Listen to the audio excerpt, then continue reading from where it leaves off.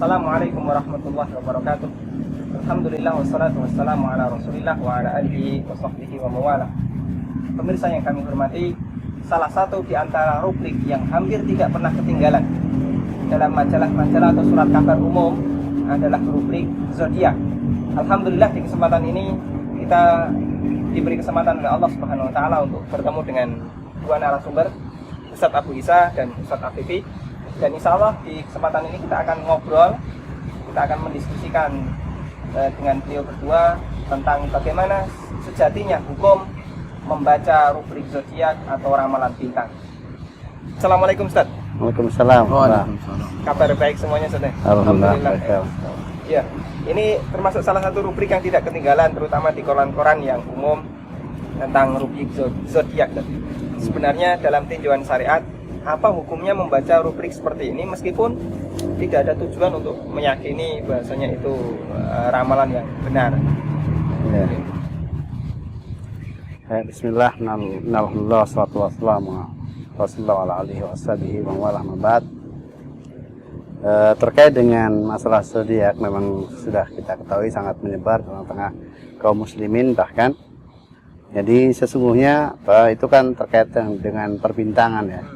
Dan Allah Ta'ala menciptakan bintang itu sebenarnya untuk tiga kepentingan yang pokok, yaitu untuk hiasan langit, untuk rujum lisayatin, yaitu untuk melempar setan. Kemudian yang ketiga adalah untuk petunjuk di dalam gelap, baik di petunjuk arah, baik ketika kemudian di lautan atau kemudian di padang pasir gitu. Jadi jadinya sama dunia bimasa biha wa ja'alnaha rujuman syayatin wa bin najmihum yahtadun. Nah, maka barang siapa yang menggunakan di luar itu, maka ini telah menyelisih tentang fungsi penciptaan bintang tersebut. Nah, termasuk diantaranya adalah masalah zodiak ini, yaitu dijadikan sebagai alamat atau tanda atau sebab kaitannya dengan nasib seseorang. Dan mungkin Ustaz Afifi bisa menambahkan terkait dengan hal ini. Ya, bismillahirrahmanirrahim. Bukan telah sampaikan Ustaz Abu Isa di pembahasan tadi, bahwasanya bintang diciptakan Allah untuk tiga hal, yaitu zinatul lisama, kemudian untuk alamat dan tadabi, kemudian untuk lempar untuk yarujuman syayatin. Iya. Barang siapa yang menjadikan bintang di luar tiga perkara ini, sungguh dia telah sesat atau telah keliru. Dalam ilmu perbintangan para ulama memiliki dua, ada ilmu perbintangan dalam makna yang kita kenal dengan istilah astrologi yang berkaitan dengan ramalan nasib manusia.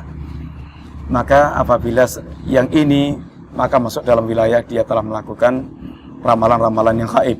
Sedangkan yang gaib, alimul ghaibi wasyahada, hanyalah Allah SWT, la ya'lamul ghaiba illallah.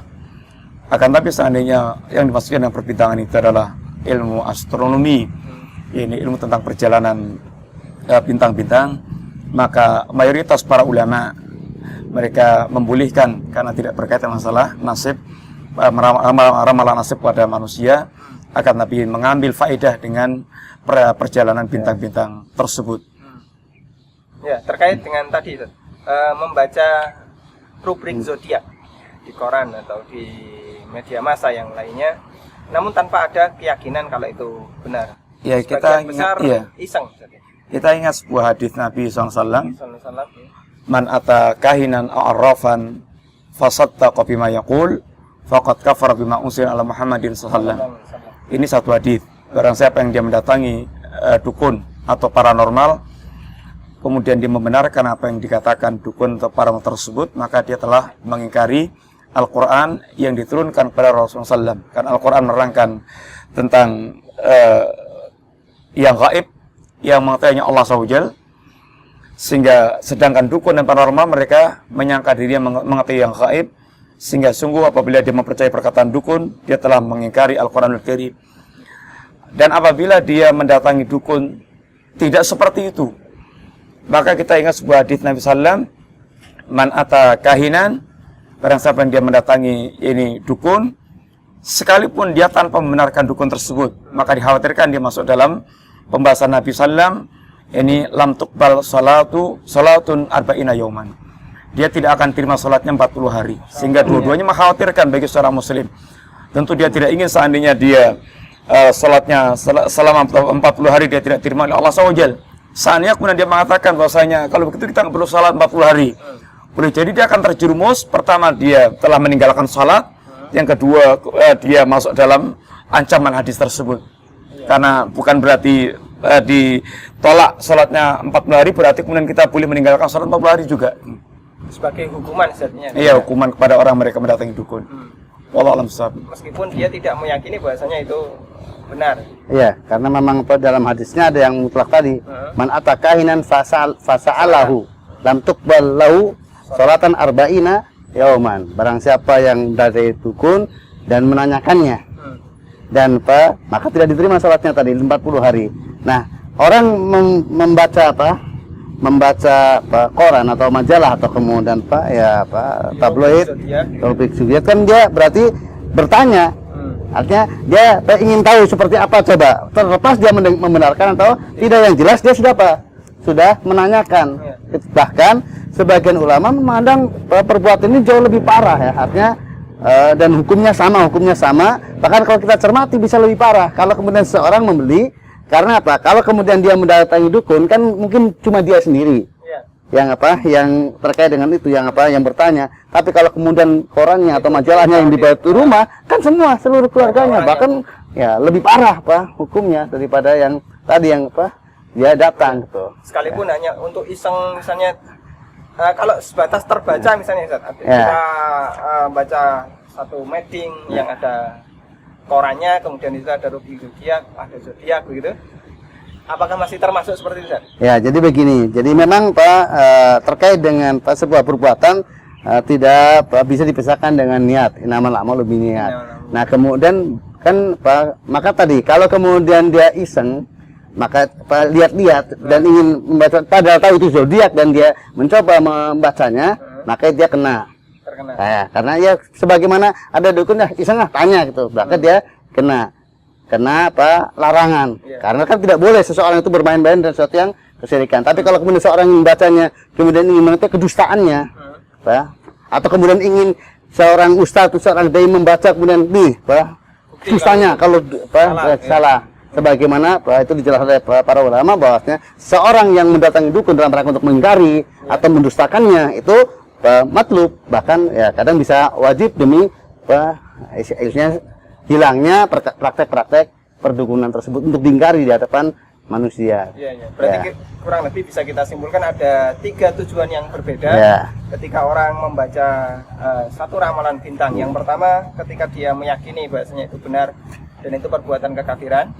Kemudian dia hanya sebatas membaca namun tidak meyakini dan itu terancam sholatnya tidak diterima selama 40 hari. Dan yang ketiga, dia membaca untuk membuktikan bahasanya itu adalah dusta karena tidak sesuai dengan realita yang dia alami. Misalnya semacam ini diperbolehkan saja.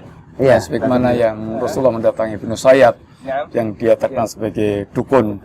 Dan beliau ketika menguji Ibnu Sayyad, apa yang ada dalam dada saya, dan Ibnu Sayyad mengatakan duh. Sehingga kata Nabi, kamu nggak ada apa-apanya, kamu nggak bisa melampaui batas Anda sebagai dukun. Ini sebagai bentuk diantara yang kemudian para ulama mengambil sebagai sebuah kebolehan mendatangi dukun dalam rangka untuk mengingkari atau menguji dukun tersebut, bahwasanya dukun itu adalah pendusta, pembohong, dan dia tidak mengetahui yang gaib. Karena asalnya dukun dia mengeklaim kalau dia mengetahui yang gaib. Masya Allah. Berarti pada intinya ketika dia membaca untuk tujuan mengingkari satu hal yang bahkan disyariatkan, karena termasuk diantara bentuk dakwah. Nah, pemirsa, sangat menarik sekali yang disampaikan oleh dua narasumber kita. Dan ada 2 catatan penting yang perlu kita perhatikan tadi. Yang pertama tentang bagaimanakah fungsi yang sejatinya Allah Subhanahu wa Ta'ala menciptakan bintang. Ada 3 hal yang tadi beliau sebutkan. Yang pertama adalah sebagai hiasan bagi langit, yang kedua untuk lemparan setan, dan yang ketiga fungsi bintang adalah sebagai penunjuk arah ketika seseorang berada di kegelapan malam atau berada di tempat seperti di padang pasir. Kemudian yang kedua, beliau memberikan rincian tentang hukum orang yang membaca zodiak orang yang membaca ramalan bintang. Bahasanya tindakan seperti ini dilihat dari latar belakang dan niat ketika orang itu membacanya. Ada 3 niat yang tadi telah kita kupas dan telah disampaikan.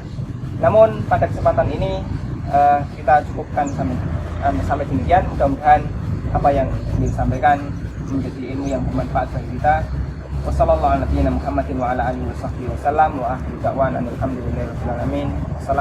warahmatullahi wabarakatuh. Waalaikumsalam warahmatullahi wabarakatuh.